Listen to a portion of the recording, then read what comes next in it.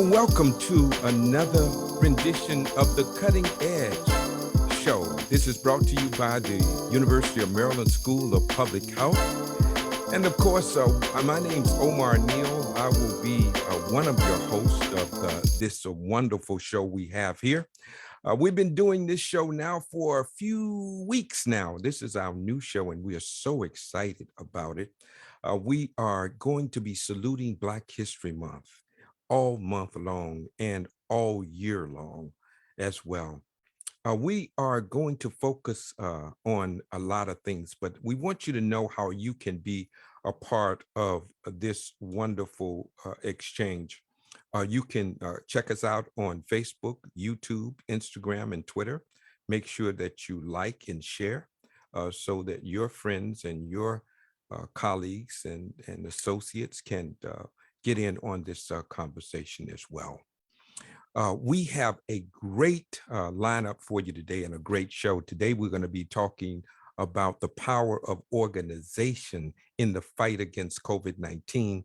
National leaders talk unity and strategy about COVID-19. We have a great lineup. We have Dr. Ife Williams. We have Melvin Forbes, and of course, Dr. Teresa Buxson. And that's going to be just a wonderful thing. I'm just so excited about this conversation. As you know, organizations have a way of communicating and connecting and working in collaboration to bring about end products. And if we can leverage that particular skill set in our fight against COVID, we believe that we can have a sustainable front against the spread and devastation of COVID. But before I do anything, let me bring forth my co-host and dear friend, Dr. Stephen Thomas. I call him Dr. T. Well, that's what we call him around here. Hey, Dr. T, how you doing today, man? It's always a good day when I'm on with you, Mayor Neal. What an amazing transition we've seen over the past week as mandates are just being lifted everywhere. Yeah. I hope we're not spiking the ball too soon, but you know, there's a silver lining too. And that's what I want that audience to know when they look at these barber poles. It's the metaphor for the conversations that we have here in this space. And the silver lining is that we're now seeing demand right at the level of the local barbershop for getting vaccinated against COVID, getting a flu shot, and even being distribution sites for these COVID rapid tests. I think this could be a sea change. You've always talked about how do we now leverage the apparatus that we are using now to address COVID to deal with the other issues that were systemic in the African-American community and people of color before COVID. There you go. Those right? Underlying conditions, absolutely, they're still there. Absolutely. Right. And so, and you say it all the time, we're living sicker and dying younger. Nobody right? wants to go back to that normal. Absolutely. That's not the normal we want to go back to, man. So we recognize that this is an opportunity. They say this equilibrium allows for growth. So maybe there's a blessing and a lesson in this pandemic, right? The leaders we're bringing on tonight give us the chance to really have an honest conversation about the next steps forward. Well, let's meet them. Before we meet them, let's meet our team. There we go. Man, let me tell you something. I'm so excited about the people who are behind the scene. You see Dr. T and me, right? But you don't see oftentimes our team. And we have a tremendous team. Meg, Maggie, Sarah, Sharia, Kimberly, and Elijah. And I'm sad today. I'm normally upbeat, but I'm a little sad. And that's because Sarah is going to be leaving us. This is her last show. Let's give her some snaps. Let's give her some snaps. She has been just a champion for us, man. And I'm sure your audience could see the generational difference between the crew and you and me. Right. So that's that young group coming up. And Sarah's going on to a brand new job, getting a big job with big shoes. So all we can do is snap for her and say she always has a place right here on the cutting edge. Right. We say we wave you on and just do great things, and we're right behind you, you know. So congratulations to Sarah on her new position. We wish her well. Well, you know, Dr. T, let me tell you something. When you can bring on people to whom you truly call your friend, it's a blessing. And the person that I'm bringing up first, Dr. Ife Williams, I literally call her my friend. I've been knowing Dr. Williams for umpteen years, as they say in the South. And she has always been a leader. I've never known her, and I guess when she was born a leader. That's what you call born leaders. She's done so many things. I was looking at a YouTube video of somebody trying to introduce her, and it took almost an hour to introduce her. So she had about 2 minutes to talk afterwards.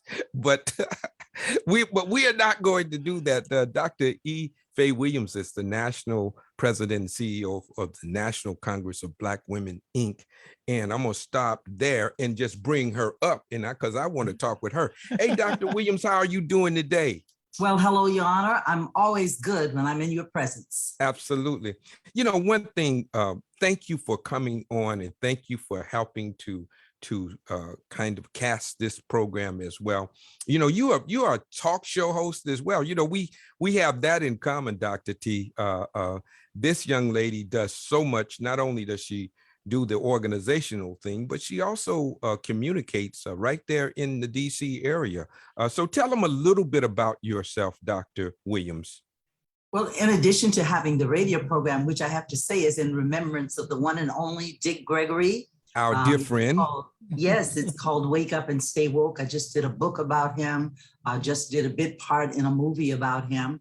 And I'm also blessed to be able to write for all of the Black papers in the country. Now, all of them don't print my articles every day. I don't know why, but many of them do print articles around the country. I'm pleased with that.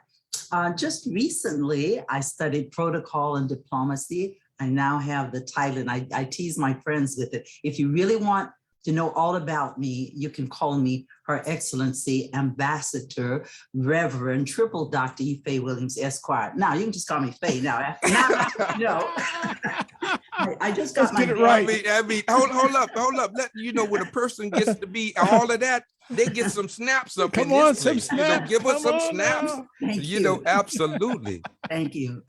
Go ahead. So I, of course, attended Grambling University. I attended UCLA, Howard University School of Law. I have 9 brothers and sisters. 2 of them are deceased. And as I said, my mom, who's always with me right here, just left us last March. And I say good morning to her still, and I say good night to her. And she's just been a blessing in my life, and it's my inspiration for all that I do. Right now, there is a company that's working on a docu-series about me. I won't tell you any more about that until it actually comes out.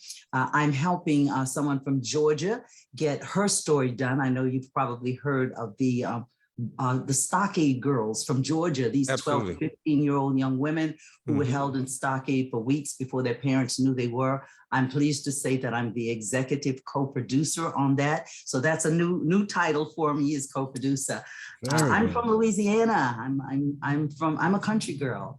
And of course, I've known, as you said, the honorable mayor here for a number of years. And we were friends, I believe, from the beginning. Absolutely. Sometimes we lost each other for a little while, but we're back together again, and I'm pleased. Absolutely. Well, welcome to the cutting edge, Dr. E. Faye Williams. We are so pleased. Dr. T, man, when you are in spaces like this, man, it's a blessing to say the least.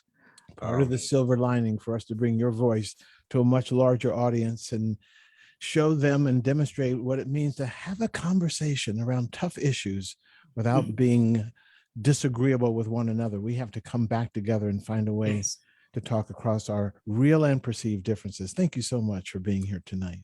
Absolutely. Thank you. And my good friend, Dr. Leslie Baskerville, was supposed to be on with us, but she's on with us now. You know, I'm about to bring her on. Oh, super. You know, Dr. Look, Williams, I you was about host to another explain show, for her. don't you? I was gonna, a friend. I was going to explain for her. No, That's no, good. She no. knows you got her back. When you know somebody as well as I know Dr. Williams, I could play with her like that. Now, Dr. T, you can't do that. That's me. You're right. Okay? You're right. My apologies. You have to earn that right. Let's since you brought since you talked about having her on, let's bring her on, Dr.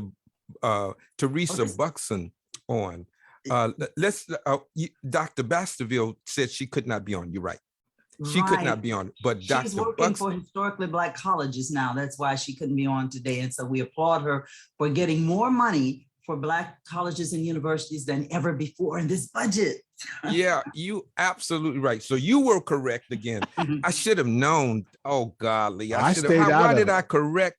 How could could I correct Dr. Ife Williams? I mean, I apologize to you. You were correct again. The only time you've been incorrect is when you said you were incorrect. Well, there's another best friend on the screen too. Absolutely. Well, let's bring forth Dr. Teresa Buxton. She's Hi. an MD, OB-GYN, and a friend of the Cutting Edge Show. Hey, Dr. Buxton, how you doing? Good evening. Thank you for having me on this evening. I'm Dr. Teresa Buxton. I'm an OB-GYN physician. I had a practice in Annapolis for about 18 years, and I decided to close it to devote more time to volunteering. And I am a proud member of the National Congress of Black Women, where our esteemed national president and CEO is on the call. Her Excellency, Dr. Reverend Ife Williams, Esquire. So I'm a proud member of the National Congress of Black Women. I also serve on the board. And this evening I was on a call where we are now starting a chapter in Annapolis. So I am very pleased to be a part of this panel to discuss something that has changed all of our lives, has touched all of our lives, and is still a part of our lives. And I don't know how quickly it will go away. So this has been a life-changing pandemic for everyone in the world, and it has especially affected Black and Brown people disproportionately to any other ethnic group. And so I currently work in Miami in the obstetrical emergency department there. And so I've seen firsthand how this affects our community. I also still do see patients in Annapolis, so I'm back and forth. I'm very happy to be on this call, and this is an important topic, and let's get it. Let's do it. We're so happy to have you here with, as they say down south, we tickle pink, to have you hanging out with us. And of course, last but certainly not least, Mr. Melvin Forbes, a corporate leader. I had an opportunity to talk to Mr. Forbes earlier today, and you know how you kind of hit it off with somebody right away. Man, we were talking as if we had known each other for 400 years. It's just like that, and so we are appreciative of all that he does. He's the chief strategist for the National Baptist Convention. He does a whole lot of other things, too many to mention, but I want to bring my friend and brother on, newly friend and brother, Melvin Forbes. Hey man, how you doing? It is just a pleasure to be here, and I'm just happy to be on this side of the dirt, as they say in the country. Absolutely. They say that anytime you're upright, then that's a good thing, right? Yeah. So tell us a little bit about yourself. Well, I'm a native North Carolinian, raised a very small family of 13 brothers and sisters. I'm the 12th of 13. Very fortunate to grew up in a household where love was the call of the day. So when one was in trouble, all was in trouble. I had the privilege of going to an all majority high school way back before integration even started in 1966, Snow Hill, North Carolina, which is close to Camp Lejeune, but And then I was fortunate enough to get an associate's degree, and it was called, I'm dating myself, not processing, in which my first job became at age 19 working for NASA Space Developing System. And from there, I was fortunate enough to develop systems for healthcare industries, for telecommunication industries, transportation industries. And along the way, I had the opportunity to meet Ron Brown, who had the pleasure of educating me on the importance of politics. And that led me to working for 3 presidents, 4 governors, and to the UN.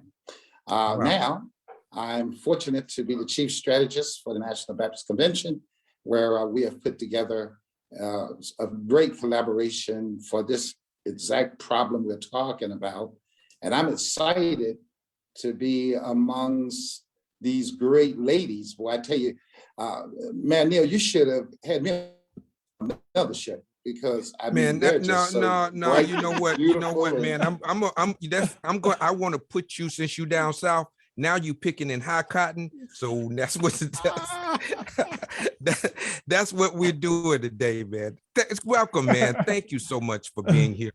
Let's welcome everybody from the University of Maryland, Dr. T. Well, it's an honor and a pleasure. And I bring you greetings from our School of Public Health at a time when we are looking at a pandemic. All of a sudden, public health is in the forefront. That it's different than medicine, okay? It's about keeping the public healthy and doing things that might impinge on our individual preferences to save others. How do we get back to the common good? Omar, before we open this up, I was just wondering, as I watched these people protest using Martin Luther King, using our civil rights leaders, quoting them and saying, we're against mandates, don't wear a mask, spreading misinformation on the backs of our leaders. We got a big problem. Right. And we have to reclaim the narrative. And part of that is what we're doing in these shows. This is our silver lining to reach a much larger audience. So I want to thank you all for being here tonight. And I'm looking forward to the conversation we're going to have. These barber poles are the metaphor for the honest, authentic conversations that we have in this space. And we can't wait for you to meet some of the warriors we have out there, the barbers and stylists who have stepped up to the front line to make a difference. Good. Thanks, Dr. T. Let me start with you, Dr. Williams. This notion of organization and collaboration must be at the forefront of addressing something as humongous as a pandemic. I mean, when you think about it, they said the last one was in 1918, the Spanish flu was the last time we saw something of this magnitude. So none of us were here. So, the question is, how can we leverage the skills and the infrastructure of organizations to address something like a pandemic? Well, first of all, we live in very challenging times, and it's been that way most of our lives and our ancestors before. So Black women in particular are accustomed to handling tough problems. I was noticing the other day that the Deltas and the members of the National Congress of National Council of Black Women are Negro women, I should say. We're the Black women in the National Congress. Dr. Height's group is the National Negro Women. But we have many of the same interests, the same concerns, and those groups have gotten together and put their skills together. They're working on many of the things that we're going to be talking about. They received a grant, and they are, first of all, trying to help to make sure that people get those vaccinations that they need. And then when COVID is over, if it's ever over, they are planning to continue to help us with our health and so that we can have general health. Because as my friend Dick Gregory always said, you know, you can't fight revolutions if you're sick and broken down. So you got to stay up. And they're teaching us the kinds of things that we need to know. And that is some of the things we can control ourselves. Again, Dick Gregory always says, it is anger, it is jealousy, it is hatred.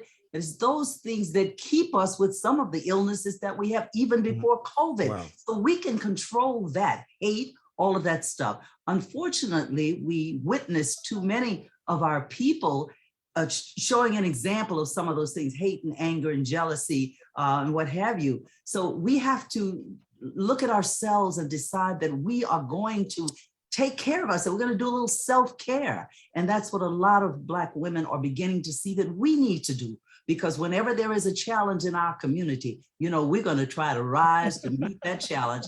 And I'm so proud of the Deltas and the National Congress of Black Women, all of the groups, the medical groups and all are coming together because they're seeing that this is something that neither one of us can control. It takes all of us to work. And one of the main things is helping our people to understand that they need to follow the science. They need to follow the science and not those who are saying, oh, we don't need that. We don't need to do that. That's controlling us. Whatever. Yeah, we need to be controlling each other right through here with the right thing, and that's science. Yeah. You know, thank you, Dr. Williams. Dr. Buxton, you know, this notion of trust, particularly in the medical industry, has been at the forefront of much of the hesitancy. You know, I'm the former mayor of Tuskegee, Alabama, and you know about that story, right? Yes. And so the question has to be, you're in the healthcare industry, and people are not just talking about what happened historically, but they also see contemporary mistreatment in that same industry. And it calls for them to give pause, because they say, why do you want to help me now when you just mistreated me yesterday? Right. Right. So how do we overcome that in a authentic, honest way as we talk to our people? Right. That's an excellent question. And it's completely relevant, and everyone knows about the Tuskegee experiment. Everyone knows about the Henrietta Lacks story. And so all of those things have developed so much mistrust, and people are still talking about that with respect to the virus. We can't forget about that because it was during our lifetime, or at least my lifetime. I don't know anyone else's age. Yeah, it was. In fact, I was born in the same hospital during the time they were doing the study. Right. So, you know, not the beginning of the study, the end of the study, but at least, you know, doing the study. You know. Right. So the mistrust is there from that. And also, you know, if you look at current data, you can see that Black patients are clearly across the board not given the same treatment as white patients. When they come to the emergency department, all of the data will show and does show that patients who are Black are given less pain medication for their problems. If you review cases in the emergency department where a Black person and a white person comes in with the same complaint or the same problem, or even if the Black person has, if the Black person has worsening symptoms, the white person is still given better treatment. So there's a lot of mistrust because of that. And the only way we get through that is by having dialogue that is culturally competent and sensitive to that fact. You can't have someone, like you said, all of a sudden, oh, now you want to help us? No, it doesn't work that way. We still don't trust. And there's a reason to not trust.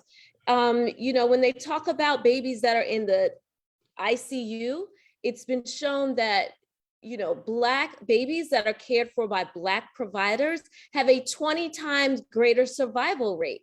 So there's a lot of bias, and we have to figure out how to have conversation on an individual basis and on a group basis, whether it be, calls like this, or whether it's just talking to your neighbor or talking to your family member, to get them to understand that the vaccine is safe and in most people, and it is to help us overcome this pandemic, because Black people are getting the virus more than any other racial group. They are being hospitalized more often, and they're dying from it more often.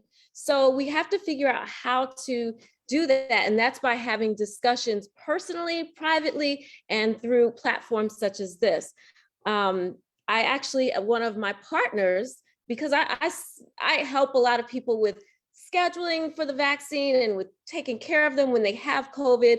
I was managing an entire COVID unit in South Miami. And so I had a business partner of mine. When I set him up to get the vaccine, he said, you set me up there. That's a Black neighborhood. I need you to set me up at a white hospital, because that's probably where they're giving the real vaccine. So even, as close, a year ago, my partner is like, no, take me off the schedule at that Black place. I want to go to a white hospital. And he was completely serious. And I did. And a health professional.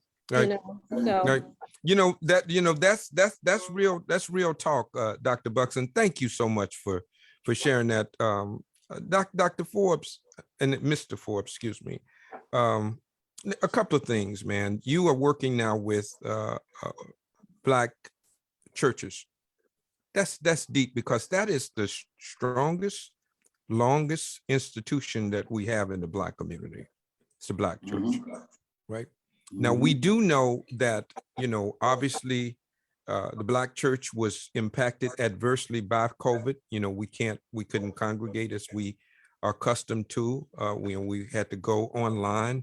And so preachers became Zoom experts because of COVID. And the notion of being in proximity and in the congregation with others kind of give a spirit that you cannot get through the internet, right?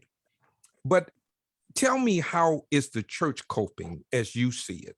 And what can the church do to bring home the point that let's survive through it, let's live through this, so that we can fight about the other issues that matter? Absolutely. Let me just as a point of reference, at the very height of the misinformation and the very beginning of COVID, when no one knew what was going on, there was a level of anxiety, particularly in our community, because they didn't know who to trust. At that time, the administration wasn't clear, nice, or consistent message. So it was just that albatross of mistrust and not knowing what to do. So you and I both know that the church has been the safe haven for decades of the one entity in place that people could go and felt they would get the truth. Everything that has been a progression and milestones that can be chartered were birthed in the church, where it be civil rights, voting rights. Everybody knows that's the place you go. So what we did was try to come up with a strategy of containment and creating what I call IEM: information, education, and motivation. We tried to inform them based on what we knew, and that we didn't know. We told them to do what they've always done: lean and depend on God, because that's what got us to where we are today, when we had nothing else to lean and depend on. Now, in addition to that, we know that faith without substance is dead, so you got to work. So we told them also to look at the educational, let you become not just someone that hears, but someone that does. So you go do some work yourself, so that you won't just be now listening to one source of information, but at least you would have a plethora of elements you could go to. So we put together a coalition and then created that coalition to work with other coalitions that became business people. So then you had the churches and business people coming together, and we created something called I'm In. If you go to nbcimin.com, you see the website, and what you will see was a collaboration.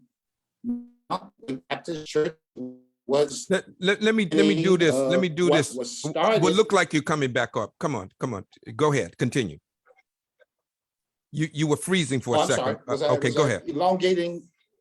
Yeah, go ahead. You're fine. Go ahead. Is it me moving too fast? No. Okay, Your voice was moving too slow, but you were good. Okay. Go ahead. Continue. So, and continue to dispatch information, education, and hopefully people will be motivated. Now, my father used to say, I can't hear what you're saying for seeing what you do. So when we see them mistreat us, as it's already been stated, it's hard for us to just all of a sudden forget that we were just stung by a bee. And then you think all bees sting. So that's where the educational element comes into play. So the more that we can take them to a plateau of understanding, which is the key, I think then they'll rise to a peak of unification and start to get embracive of what we know versus what we heard and what we see.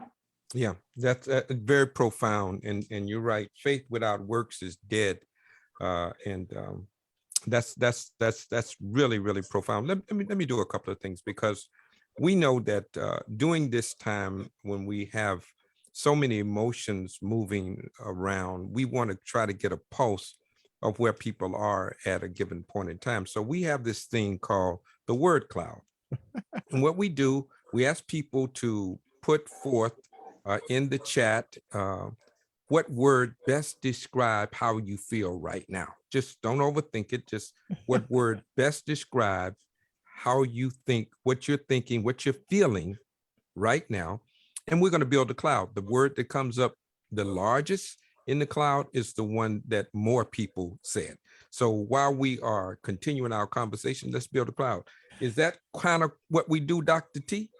You know, from the very beginning, we've done this exercise. And while we're talking, just keep putting words in. Just keep putting the words in. And the team behind the scenes will build the cloud. As many words as possible while we're in this little whatever you're feeling, just going to put those words in. Let's get those and words now people in. are putting them in. Yeah. So what's amazing, Omar, is the opening introductory comments by our panelists. And as I was listening to Dr. Teresa, the health disparities you've described have been around a long time, especially in the area of maternal and child health. And every now and then we'll get a news story like Serena Williams and how she wasn't listened to, and yet she's such a famous person. But the fact is that a Black woman with a college degree is still more likely to have her baby die in the first year of life than a white woman who hasn't graduated from high school. There is something wrong in the system. And that's why this conversation is so important. And the pandemic can be a silver lining for a new beginning. That's why what we're hearing today is so vital. So that those church ministries, Reverend Forbes, to have those church ministries funded, supported, and really resourced, and that they're delivering evidence-based information and supporting them in doing that. And that's what we're doing in the barbershops and the beauty salons as well. Because you know, after church or before church, that's where they're heading so they can be ready for Sunday. Absolutely. Well, let's go into the barbershops, man. I want to head to the barbershops. Let's bring up Mike Dynamite Brown first. Let me take a look at my brother, man. Hey, how are you doing, my man? Hey, man, how you doing? Good, man. Welcome back home, man. I'm telling you, you feeling okay now? Yes, slow but sure, getting better. Yep. That's a good thing. Well, you know, again, this notion of organizing, it's one thing about it. It's like a team. You can have a lot of good players, but until they work together as a team, they'll never win a championship, right? Absolutely.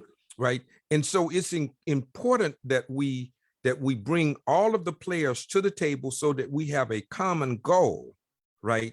And the common goal is to save lives by eliminating or reducing to whatever point we can the impact of COVID, particularly in the African-American community, which is what we're focused here on, and communities of color. Do you see that as being important? Absolutely, it's important.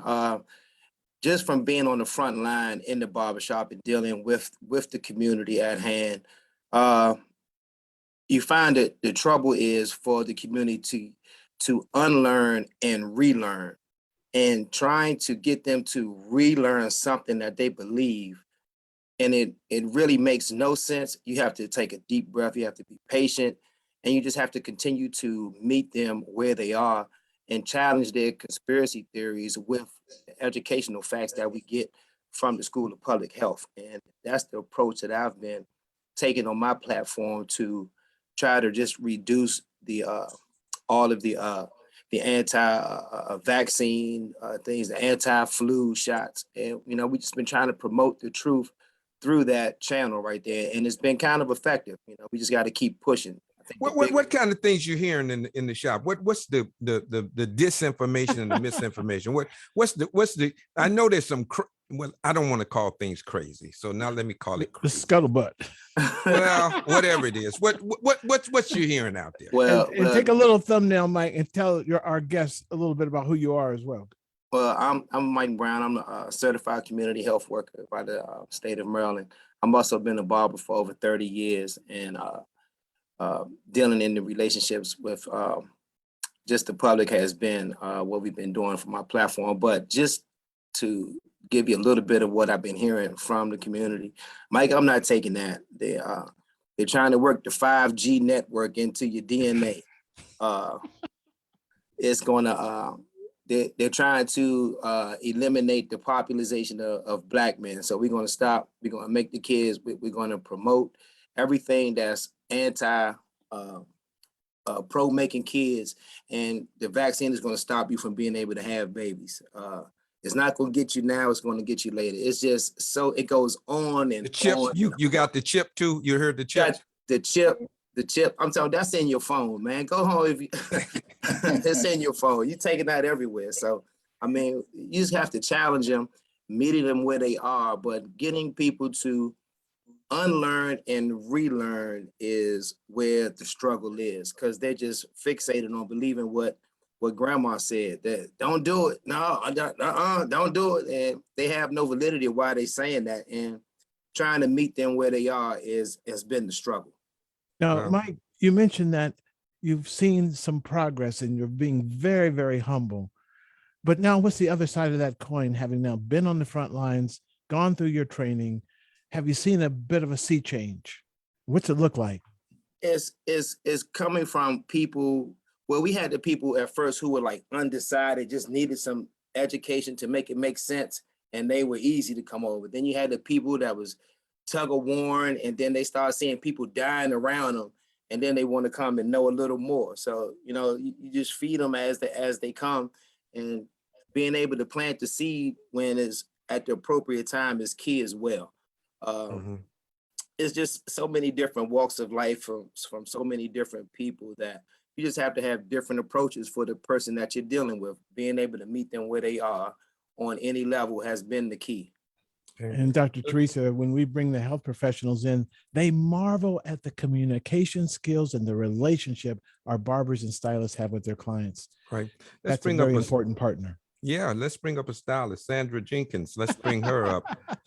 You don't want to get in trouble. They talk about, yeah, man, we got to have a balance here for sure. Right. And I was talking with Dr. Ife Williams, and I'm not going to tell you what she said about beauty shops. And I see you remembered what I said. I remember everything you say, Doctor. You're going to love Dr. Sandra. Williams. Tell us a little bit about who you are, Sandra.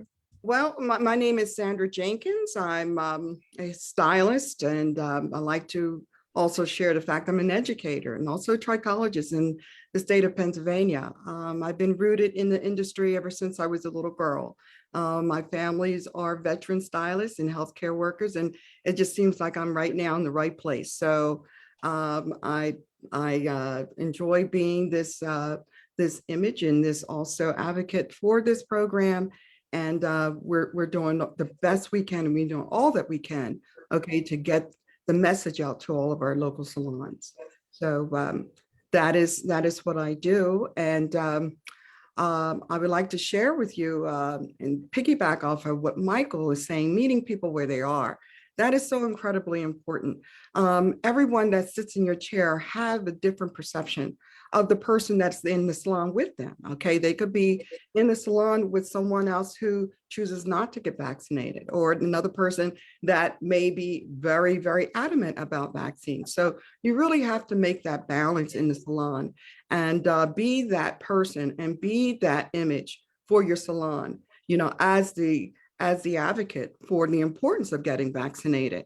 So mentorship is so incredibly important, not just in the salon, but outside of the salon, wherever you go. The people you associate with are also included, you know, mentors in my eyesight, because, you know, it's just, you know, another voice, another person that will support the importance of being healthy in general.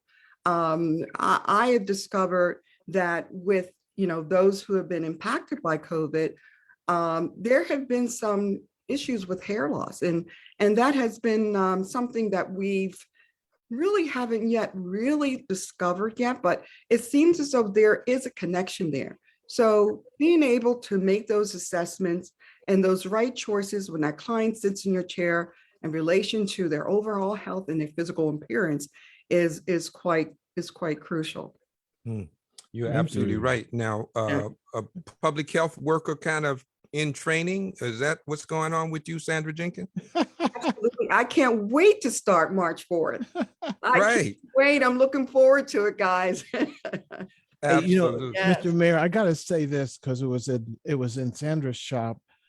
Dr. Teresa, when a client comes in, a nurse looks on Sandra's wall and sees Sandra's rapid response training certificate from the University of Maryland. Yes. And the nurse says, "How can I get one of those?" Yes, he did. He did. And Sandra said, "I couldn't bring myself to tell her it was for barbers and stylists." Yes. So the whole field could benefit from new training, including our health professionals, in how to do a better job of engaging our communities in authentic ways. Yeah, we got a whole lot of people that we're going to bring up, but let's bring that word cloud up and let's see how we collectively feel. let's look and see. Bam! Oh Hopeful, boy, look at that! Golly. Amazing. Hopeful, amazing. I'm motivated. You know, now you see the smaller things. Now you know we have a plethora of emotions that we go through, and we may vacillate between all of them at some point. But as Jesse Jackson said, let's keep hope alive, and that's what we see, right? Because hope moves us past our current circumstances to the belief that one day this too shall pass, right? And so I'm so mindful of the fact that we are on a journey, and I say don't just go through it, let's grow through it. Here we go. Right. And that's so critically important. So wonderful. So Dr. Williams, what do you see? Well, you know, I'm a former English teacher, so I was writing down all those words that you just put up on the screen. And the one that I don't see is trust. Well, I'm from Grambling, as I said before, and I knew Coach Eddie Robinson very well. And he would talk about trust. He would talk about the young men having to trust their teammates. And whenever they got into a scuffle on the field with someone else, Coach Robinson would say, "Son, you satisfied yourself, but what did you do for your team?" So that's what all of us have to be thinking of these days is our team and trust. You know, there was a time when white people would allow their babies to be nursed by a Black woman, but that same Black woman could not drink out of a water fountain. So there was no trust there on the one hand, but they were a little mixed up because they trusted their babies, which should have been most precious to them. But when I heard that Dr. Kizzy Corbett helped to develop that and took a lead, as a matter of fact, on the Moderna vax, I'm like, okay, I'm all in. There is a sister out there who's looking after us. And I've been so very proud of her that when the National Congress of Black Women had its last event, of which Dr. Buxton was the chair, we honored Dr. Corbett. I think that's something we have to do, is those people that we trust, we have to honor them, we have to put them out front, and we shouldn't have to wait for Black history or women's Thank history. you. We want to do it. We need to All honor our right. people every day and be grateful for it. So I'm proud of what the Black church is doing. I'm a member of the Black church, and I remember Mr. Forbes, Dr. Jemison, that tells you about how old I am. But he allowed me to speak before their convention more than once. The brothers were a little reluctant at first, but once they got to know me, they trusted me. I could come back again and again. And of course, the sororities and fraternities, I trust them. I'm a member of one of those great sororities, and there are others. The whole, what do we call them? Divine Nine. They're out there working. So for all the negative things that may be said about sororities and fraternities, I want you to know they are taking leadership, and we can trust them because they are our people. We are their people. And then of course, they're the athletes. I've been so proud of some of those athletes, you know, a few of them excluded, but most of them have stood up when they had to stand up, not just for COVID, but even they began it with voting rights. So we have to put those things together. The only thing we have to be concerned about, and we have to keep on working at it, is that some of our leaders are not being true to what they said. We can see them out sometimes in the height of it all without their masks. So we have to be sure that we are being examples for our people, that we're doing what we need to do, that we're talking about good things. We should be encouraging people. And all of these things that we see here on this screen, we should be reminding people there are reasons for them to be motivated to save one another, to save themselves. There is a reason for us to be strong and to be grateful right here, because even though we've lost some people, we're so grateful that some of them have survived and there've been people out there to help them. So let's keep that motivation up. Let's not show that we're afraid. Let's not be angry that it happened to us, it happened in our family, but let's take care of those that we can make a difference in their lives. Dr. Williams, can we trust the barbers and the stylists out there? Yes, and I'm glad you said the stylist, because sometimes people say the beauty shop or the beauticians, and that's what I talked to the Honorable Mayor about earlier, that my friend Dick Greg, and I rely on him a lot, even though he's not here now, but he said, if you go into the beauty shop, he said, you got to admit you're ugly first. So I noticed the sister kept saying, you know, the stylist or what have you. So maybe she's been listening to Dick Gregory too. That's fun. Let's take the word cloud down. You know, Dr. Buxton, you know, one of the problems we have is that people think that it's only the message. Well, the message is important, but the messenger is even more important, right? And so what we have to do is make sure that we have the proper messengers, people who have already had a relationship with the community, to be one, edified or educated about it, and then send those people into the community, because you make your friends before you need them. What do you say?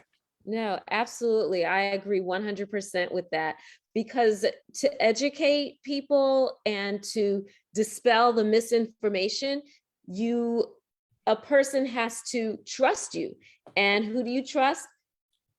You're always talking to your, the barber, you're talking to your stylist, and, I know that my patients definitely trust me. Yeah, my patients definitely trust me. I just thought about something on another call just now. But it's people in the community. It's the clergy people. It's your friends. If they're giving you, if they're educated themselves and they give you the information, then you trust them. But our community, most of our community leaders are working toward that. And you just have to have someone that understands the mistrust, where it comes from. And you have to have someone that themselves are educated to give the information. Yeah. And it takes so much. I'm going to piggyback on what the two other gentlemen said, that it takes so much energy to dispel misinformation. So you have to first unprogram all that, you know, and then give them the proper information. So it's absolutely, you have to trust the person that's talking to you, and those are the leaders in the community that that we trust. You know, I've seen Mike and the stylists at work, and one of the things that comes through is they don't shame or blame. And the very people who leave their chair still hesitant or still with conspiracy theories, guess what?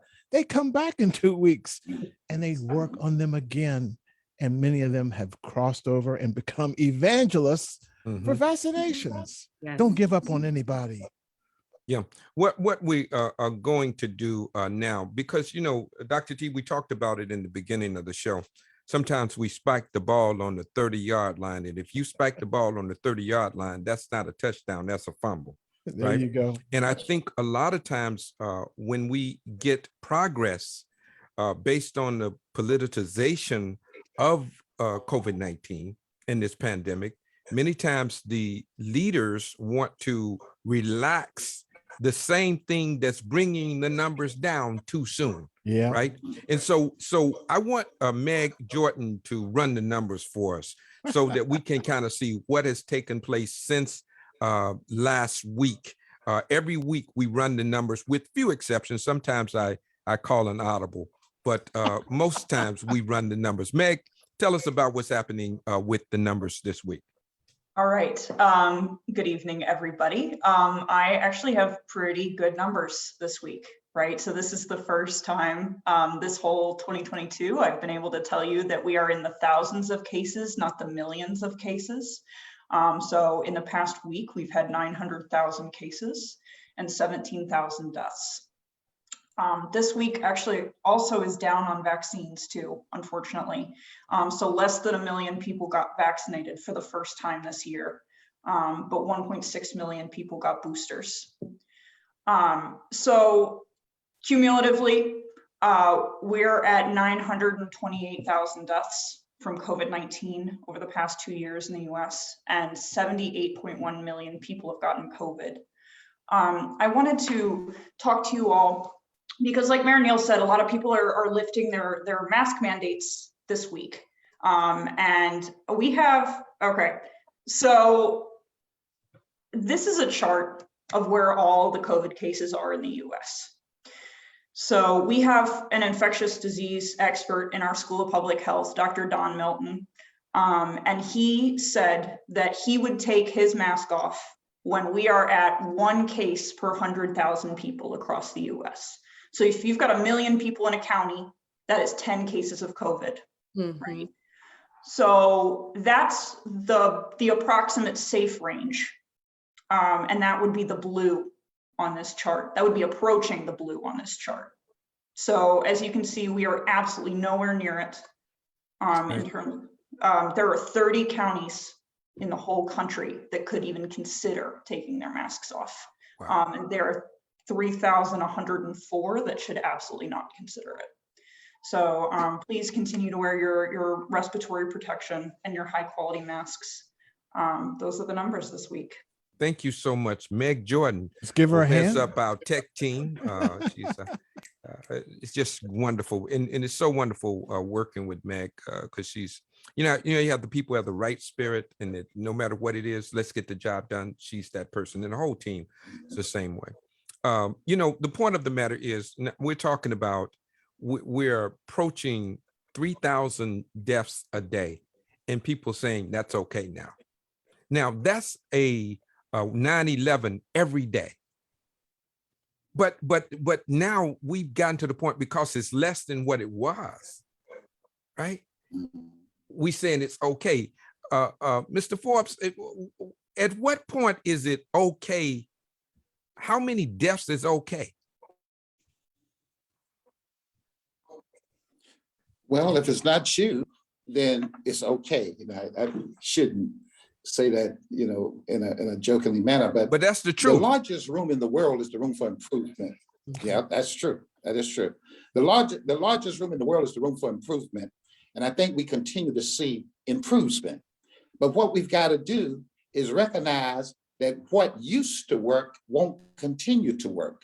Therefore, we must create a 21st century strategy and model that is more embracive of what is coming, not what is here, which is one of the reasons that we put together, and again, the coalition that's on NBC, I'm in, something called Palization, portable, integratable, and expandable. We recognize that everything that is moving in the 21st century will be portable. You have to make sure it's integratable, but yet it's expandable, which creates stability and predictability. So we plan to make our churches nodes of healthcare. Think about it. If there's people that can't get to other elements, but they know where their church is, we told NIH when we were talking to them, Dr. Auchincloss through Dr. Fauci, we actually said to them, why don't you take this trusted entity called the church and let them be the portals of information, education, vaccine, and treatment, rather than trying to set up untrusted, untested tents in places where people didn't trust. At least if they came to that particular church, their pastor, now some still not going to do, because you and I always know that trust is earned, not given. So you trust those people that you, like the barber, the stylist, because when they cut their hair and they look in the mirror, they see what they want to see. You're right. You are absolutely It's right. the same way, the same, and so we have a model that is not just for the past, but for the future. That says when the next pandemic comes, guess what? The churches are on the front line of every community. You can find a church just about in every community. You said something, Mr. Forbes. You said something that was advantage. Yeah, you said something that was so profound. They asked Wayne Gretzky what made him such a good hockey player. He said what my strategy was that I always skate to where the puck is going, not where the puck is. Absolutely. Right. And I think we have to be proactive to talk about the next variant, the next pandemic, the next assault on the community. Right. We need to be creating an infrastructure now, not just for this, but for those things to come. And so I agree with you 1,000%, Mr. Forbes. Let me bring, I got some other people I want y'all to meet now. We got a family of folks now. Dr. Williams, this is not just us. So we have other people all around the country. Let me see who I'm going to go and bring up. Let me go and bring up Dorothy Reynolds first. We going all the way to Arkansas. And get the city Pine right, Bluff, Omar. Arkansas. Pine Bluffs. Right. Understand, I know where she's from. She's not going to have to correct me ever again. Hey, Miss Dorothy Reynolds, how you doing? Unmute.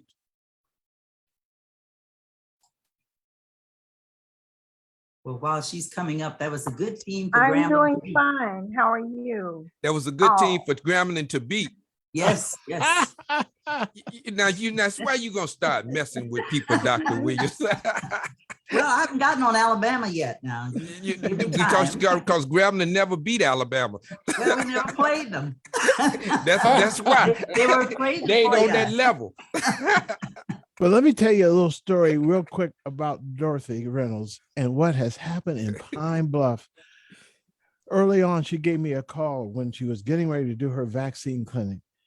And long story short, she needed some help. We picked up the phone and talked directly with the director of their health department. And the next thing you know, she's got one of the best programs in the state.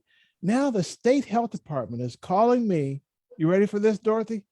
They want to set up hair networks, warriors across the state of Arkansas. You're the model, my sister. Let's give her some snaps. Come on now. Absolutely. Hey, Dorothy Reynolds, how are you doing? I'm doing fine. How are you? I didn't know that. Yeah. You so inspired them. It's possible they see new partnerships and a new way of moving forward. Good. That's I powerful. know they have contacted me and encouraged me to conduct several other vaccination clinics and to assist them with talking with some people, networking, and also the underlying causes for death like hypertension Okay. and HIV, because they say HIV is taking a new turn now where it's getting worse. And so they have asked me if we would do a clinic. The HIV clinic is going to be a little bit larger than the vaccination clinic. So we're going to need different space. See, But I'm looking I at did Dr. tell them that Teresa. we would work on it. I'm looking at Dr. Teresa and realizing from where you're sitting that the industry is recognizing the Dorothys of the world and working to bring services right into their shops. And that's the change that we need. That's what's coming. No, absolutely. Absolutely. When you get to the hospital, you're already in trouble. When you get to the doctor, you're already sick. So the key is prevention, and prevention is, talking to people about, wear your mask. Like, don't come in my shop without your mask, wear your mask, giving out masks, doing the vaccines. That's what it's all about. When patients come to the emergency room and we have to put them on oxygen and then we have to intubate them urgently, and then they're asking for the vaccine then. It's too late already. It's the Dorothys, it's the Sandras, it's the Michaels, it's the Melvins, it's all of them that keep our people from getting to see me in the emergency room and subsequently having to be admitted to the hospital. Mm-hmm. So thank you all. Let's bring up Dr. Sharon Cooper. She's one of the team members, and we absolutely adore her. Hey, Dr. I hear Cooper, how you you laughing, doing? Dr. T. Hello, everyone. Hey, what's going on? Tell us what's going on. Tell us what your thoughts about what this conversation today. Oh, reimagining healthcare. You guys are front runners. This is inspiring. I just left a meeting with a local community advisory committee with one of the largest hospitals in Maryland, and being able to speak about what you all are doing. You talked about us at that meeting? I sure did. And it's enough for them to want to open that door for understanding the nature and the core of collaboration. And what we offer here is we have that full spectrum. We're rooted in our church's spirituality, and it's that unity of purpose that advances all these particular initiatives. And it's being mindful, being culturally appropriate and sensitive. And so all these things are the impetus to move that needle in the right direction in order to bring about better health outcomes, increasing access, and closing that gap and bringing about better understanding. So I'm jazzed.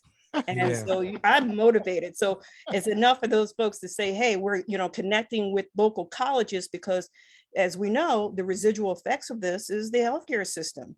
Right. It was already fragmented. And as a result, there are a lot of people, meaning healthcare providers, leaving the industry. They're exhausted. They don't want that exposure. So, and it's conversations like this that will help to educate the community, help to bring about other health professionals that may want to re-engage into the system. But this is just, you guys, dynamic. Yeah. Thank you for allowing me to be part of this. Dr. Cooper, another thing, and I want to bring everybody else in on this conversation. The number of people who have delayed going to the hospital or not being able to get certain surgeries that were elected surgeries, right, because of COVID. There are a lot of people who died not because of COVID, but because of COVID, right? So talk a little bit about that, Dr. Cooper.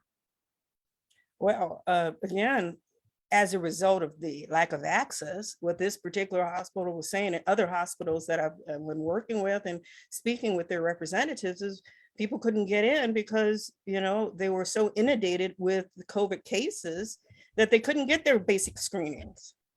Okay, and we know that what is best for prevention, as we discussed throughout the common theme throughout what we have discussed throughout our meetings, is that early detection, being connected to those services. And Mike, Katrina, Fred, and all the others, historically, you've offered those, basic screening, cardio, metabolic screening in the shops. And that was the introduction for many folks into the healthcare system. And that served as that segue or platform in order for them to become engaged and getting that appropriate care in the appropriate setting to get the appropriate outcome and management. So again, these programs are driving change. They're influencing outcomes. So reimagining healthcare. Mayor, Uh-huh. one of the things early on, the folks came in who were hesitant, saying things like, I'm going to take care of myself. I'm going to lose weight. I eat well.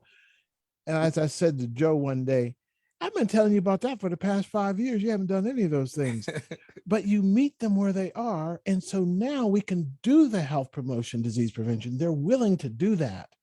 And I think that's the key moving forward, to bring those services into the shops, to have more clinical partners for you, and to give the barbers and the stylists even more skills in things like mental health, first aid, motivational interviewing, other certificates that they can hang on their walls. And one last word, and I think healthcare systems, it's finally clicking. In order to bring, just because you have a beautiful infrastructure and that facade, people are not going to come unless they're connected to you. And part of these programs that are being introduced, they're connecting those healthcare providers to the community that they're designed to serve. Yeah. That's a good I point. agree with you. Thank you, Dr. Cooper. I so appreciate you and all you do, both seen and unseen. Bring Andre Russell up. Let's go down south. Atlanta. Let me go. Let me go down to the ATL. Hey, Mr. Russell. Good How afternoon. are you doing, sir? Good afternoon. How are you guys doing? Wonderful. What's going on, man? It is such a pleasure for. I'm just a shop owner down here in Atlanta, and but it's such. Tell them where your shop is, Andre. I mean, your modesty. We can appreciate this. The family. All right, just we got some new people who need to know you. Just you knew I'm gonna do that. So why do you do that? Go ahead and tell them where your shop is. I have a shop inside the Hartsville Airport, inside, which is important. Yeah. And it's one of the only ones, well, one of three across America, for what I'm told.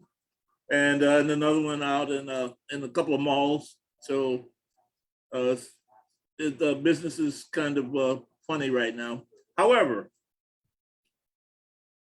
these meetings are very progressive. I get my theological fill when I'm here. I have an opportunity to break out Webster on occasion. And tonight, especially, I got to drink my Dick Gregory, which I hadn't had in a long time. So, but as far as what's going on in some of my businesses, it's the progressive challenge, like Mike was saying, there's a progressive challenge here that we have to appreciate in order for us to be functional and positive for everybody that comes into our shop.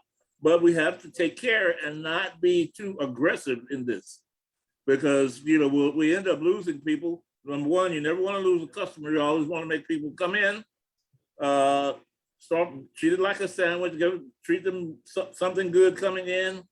Go ahead and give them some meat or vegetables inside.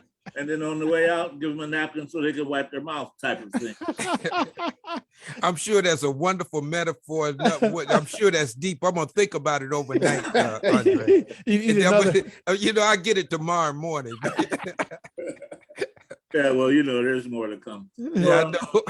I always learn so much, and I've got to get back into the habit of going back and watching the recordings, which for me, sometimes it's kind of hard to go back and watch the recording, but we all are having such a good time and the information is great. So I'm glad I'm here. I'm glad everyone else is here. And I'm glad we have an opportunity to see all of these beautiful women at one time. So this is a good thing. So I'll be back next week just in case.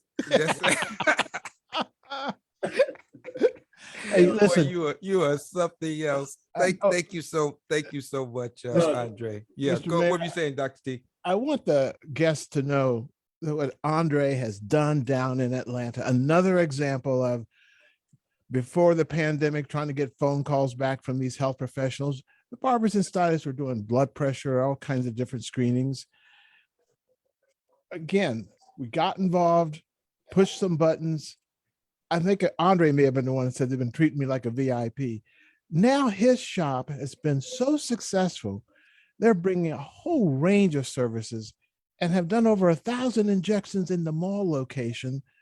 Unbelievable. And what we need to do is make sure that when those systems come in and partner with the Andres of the world, they are real partners, that they recognize that Andre shouldn't be having to come out of his pocket to help them do their job of serving our community. That's the advocacy, Andre, we're going to have on your behalf at this level, to make sure that we support the work that you do to help make this happen. Thank Oh, you great. so I much, Andre. appreciate that. Oh, yeah. Man, And you can say that every morning when you get up and when you go to bed at night, when you say Andre doesn't need to keep on spending money. I love that part. It's a recording. You can put it on a loop. That's what I'm saying. Just keep pulling it out. Okay, Stacy Ruffin. Let's go to Stacy. We see she's moving around, making things happen. So we're gonna bring her up and kind of talking what's happening. Hey, Stacy, how you doing? I'm doing great. I'm just coming in from Jamaica. Been there. Yeah, I saw your T-shirt, Jamaica Yes, T-shirt, right? Jamaica. Look at that, Yes. Jamaica. I Yeah, went to no see the problem, Super Bowl man. out there. Yes, but I want to commend the people in Jamaica. The system for us, the COVID is amazing. They are so on point. Ahead of us? Yeah, they're on point. I really believe so, because everywhere you move to, you have to sanitize. Every last worker there, they said if they have their mask down, they get written up one time and then they get let go. But they all are masked. And I asked a couple taxi guys and they said, well, I asked them, none of them got COVID. They said, oh no, we got this plan. I said, oh no, you got to get vaccinated. He said, a lot of them there aren't vaccinated though. And I said, because they believe in this route, I said, no, you have to get vaccinated. He said everyone in his family was, one of the taxi guys. But I just saying, we in this country, but we got to think about our surrounding countries. I said, I didn't know a lot of them wasn't vaccinated. They're believing in a route there. So I don't know. So I was like, So that was something to think about. So I'm up there holding. Who was that talked about this? I think, was that the last show or the show before last that said that, people use traditional medicine and stuff and was pushing. No, that was, let me tell you what that was. That was in that documentary in the UK. That's right. Dr. T. The BBC. Remember when you said that? Right. That people were pushing, like, use grandma's stuff that she used to use. Right. And that's the kind of thing that they are pushing. And what we know is that if you get COVID and it gets you right, then you do push, but you be pushing up daisies. And that's not the kind of pushing we want to happen, right? I was like, I said, I'm not going in another taxi cab down there. I said, oh, but I'm doing fine up here. We're doing great. So I'm back to tell everybody where you are. We got Rejuvenate, salon and fitness. Spa and fitness, right? I'm in Winco, PA, which is Montgomery County, right outside of Philadelphia. And so I'm here and I'm just looking. I keep everybody doing the same thing here. We're all trying to stay safe. So everything is, moving along. I'm not dropping my mask. I just finished my client and she all the way over there. I said, I got to talk. I said, so I could take my mask down for a minute. Great role modeling going on out there. Absolutely. Thank you so much. We love you so much, Stacy. Stay safe. All right. Dr. Williams, and you see what's going on, Mr. Forbes, you see this is a network Yes. of people who are focused, laser focused on saving lives. And that's what it's about, because there are a whole lot of other issues. As you know, you would travel around with Dick Gregory so much, and you all will focus on civil rights issues all over this world, not just in this country, but Right. globally, right? Mhm. Yes.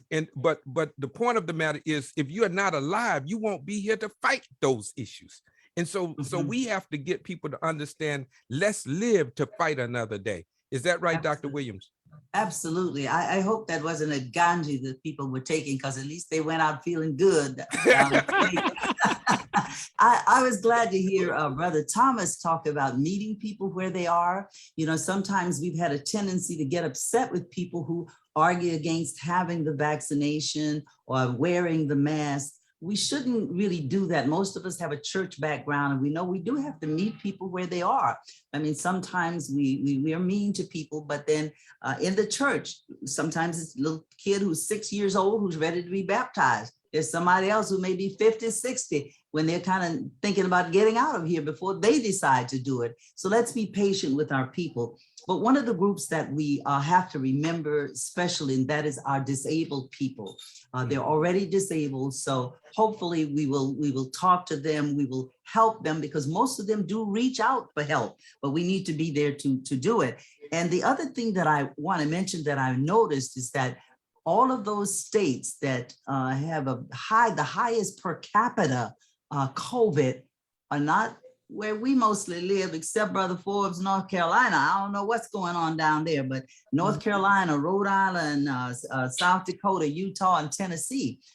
We've got to be patient with them, but we've also got to be talking with them, especially if we have relatives and friends in those areas, because while they don't have the highest number, they have the highest per capita a problem down there, and not being vaccinated and what have you. So let's keep on trying. Let's not give up on them. Let's not be mean to them, talk bad to them, but let's encourage them that it's not just about them. It's about their grandchildren, their children, their spouses, their grandparents, all of them. Let's see if they care about them, even if they don't care about themselves. Oh, yes. yes. Mr. Forbes, I want you to help me with this, because, we've been dealing with this COVID thing for 2 years now, and we've had the vaccine for a year already, right? And so people are still talking about being patient, and they're seeing people, family members and other people die. And so the question is, can you be patient so long that the people to whom you are being patient with become a patient in the hospital? Well, that is true, but at the end of the day, it's not how you line up and how you wind up, right? So my point being, he a poet and don't know it. He's just coming right into it. Okay, go ahead. But my point being is, again, the largest room in the world is the room for improvement. We have seen those improvements. We must continue to do, as the old folks say when I was growing up, that you get more flies with honey than vinegar. So that love portion, that caring, that showing that you care about them enough to want them to. Dr. Bay used to say, Dr. Williams, God will forgive you for what you do to your body, but your body won't. So we want them to take care. Dr. Williams knows who I'm talking about. That was Dick Gregory's good friend. So I had the pleasure of being in his counsel on many occasions. But my point being is, we have to continue to be patient with people, because we all didn't believe all at once because of the messaging that started. So once again, it seemed like it's been a long time, Mayor, but really when you think about where we are, we have leapfrogged right to where we were. Right. So we'll continue, we're gonna get there, because everything that is, and I say this, listen, there's no panacea. I don't think there's no one system for everyone, but we have to continue to have a strategy that allows and elements of things coming and going. And that's the whole polarization model that we believe is going to be beneficial, because it helps those who are disabled and can't get in place. It helped those who are in place. And as you know, Mary Williams, and I'll close with this, the church pastor wasn't just for the physical, but he was a psychologist, he was the counselor. So people would come to them when they had problems, when they couldn't go to anyone else, even though they didn't have what we call an academic accreditation or a PhD. They did have a PhD in pain, heartache, and disappointment. That's a real PhD. You know, I'm gonna use that one. You know, that's larceny just took place, Mr. Forbes. I just want you to know that.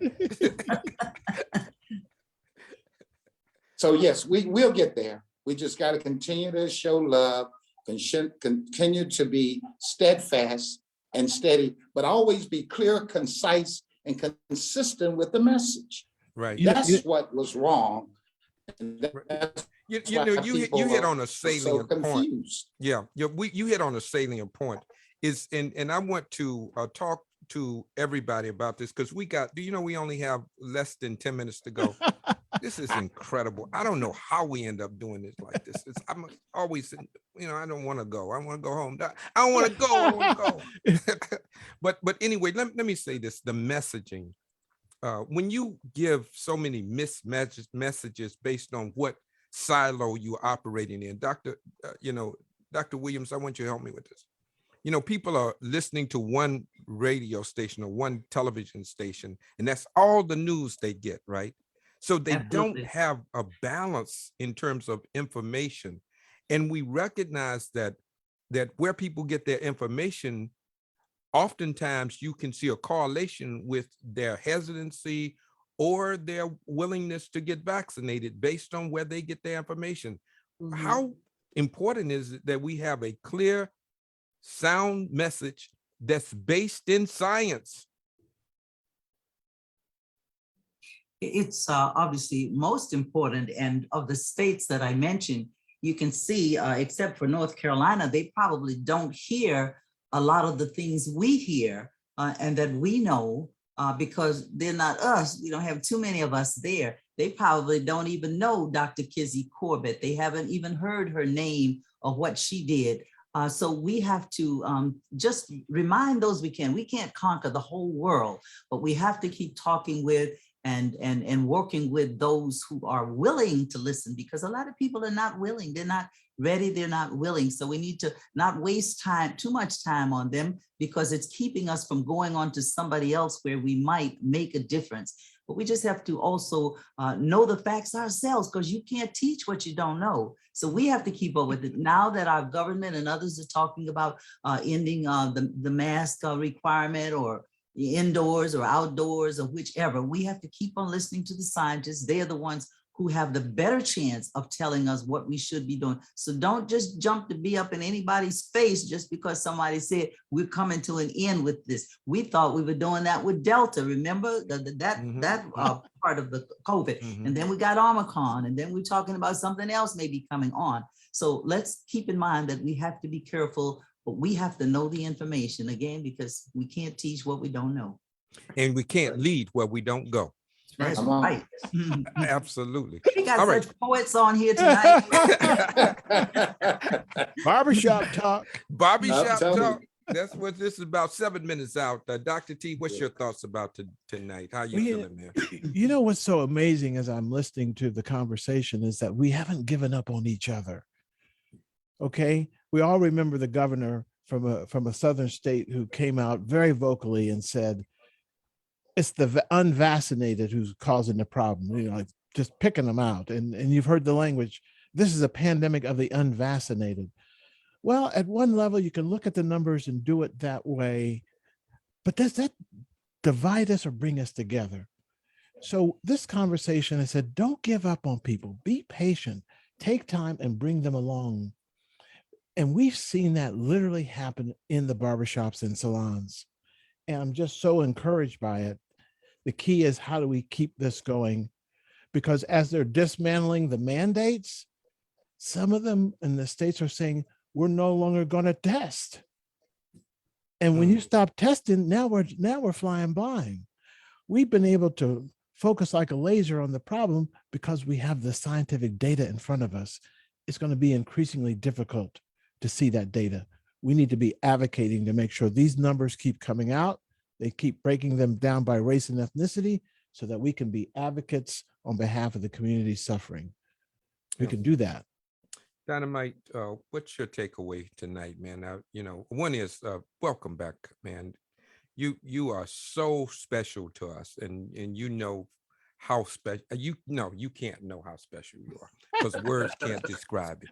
Okay, so I but anyway, appreciate what's your thoughts, man? My takeaway is that I think we're all collectively on the right page together as one. But I think coming from the community, myself, I think one of the problems is that we need to try to work on is that the justice system, the healthcare system, and whatever else system that affects the community, they put them all in one cup. So if we are fighting for the advocacy for the health that they need, they're still going to be talking about the justice system did this to me, and that's a break in the distrust that we're trying to do. So I think on our platform, as we continue to build it from the bottom and make it solid, we need to reach out to have more, like we had on the last show, with judges and people that they can relate to and they respect and trusting, so we can all together get on one accord and start to break through like that. Yeah, thanks, man. I really do appreciate you. Sandra Jenkins, love you so much. Much love to you. Tell us just shortly, just tell us in a very concise way, what's your takeaway for the night? My takeaway is that you can address the issue spiritually and professionally. And spiritually, that is cleanliness is next to godliness. And professionally is sanitation, sterilization, and what you've learned in school. Understanding the two and meeting your clients basically on that level keeps you safe and keeps you accurate. And that builds trust. Good. Dr. Sharon Cooper, your takeaway, ma'am. Again, I'm going to just have to reiterate what has been said throughout. Meeting people where they are. That's going to be the key to affecting change. Thank you so much. Much love to you as well. Andre Russell, let me tell you I love you before you even say anything. Go ahead. I was just going to say, it's good to be positive, but I always try and say, be safe, be sane, and be sanitized, or however you make it work for you. But those three things are very positive nowadays, and we have to keep that up. Yes. And we got some, I hope we're recording this because Yes. These are awesome. Posters. These are billboards. Awesome. Good. My new friend, Melvin Forbes. You got a friend, and I want you to know, as with Dr. Ife Williams, she knows where she stands, but you're new to the family. But know that you're part of this family, man, and this is not a one-time shot. You are a part of the family. So we want you to know we appreciate and respect and love you, man. Thank you for being with us. Your takeaway. It's absolutely my pleasure, and I'm just happy to know that there are platforms like this that have the propensity to be able to bring us together that we've never met before, some of us. But look where we are now. So a team is a together effort that is lineage. Man, you're managing this team. Thank you, sir. You're the close to it. Thank you so very much. Thank you so much. Well, we have some more people in the background, but when you say the clock on the wall says time for us to get up out of here, thank you all so much. Again, to Sarah, who is going to be leaving us for another job. Let's thank her with snaps. All and right, love, Sarah. to Sarah. Thank you, Sarah. We're gonna miss you, but we are appreciative for your growth. As he says, the biggest room in the world is the room largest room in the world is large for improvement, room for improvement, right? And so we know that you are in that room, And so we are so appreciative of that. Well, the clock on the wall says it's time for us to get up out of here. Thank you for joining with us on our latest rendition of The Cutting Edge, where we discuss all things health and wellness. This has been a wonderful exchange. Much love to all of you who have joined with us. We had a wonderful panelists, Dr. Ife Williams, Dr. Teresa Buxton, and of course, Mr. Melvin Forbes. All of you, thank you for your contribution. It was immeasurable. As always, I like to leave you with these two words. Remember that I love you with a perfect love. But more importantly, remember this, you got the power. We'll see you next week on The Cutting Edge. Have a wonderful day and stay safe. All right, Love you got and the there's power. nothing you can do about it. Absolutely.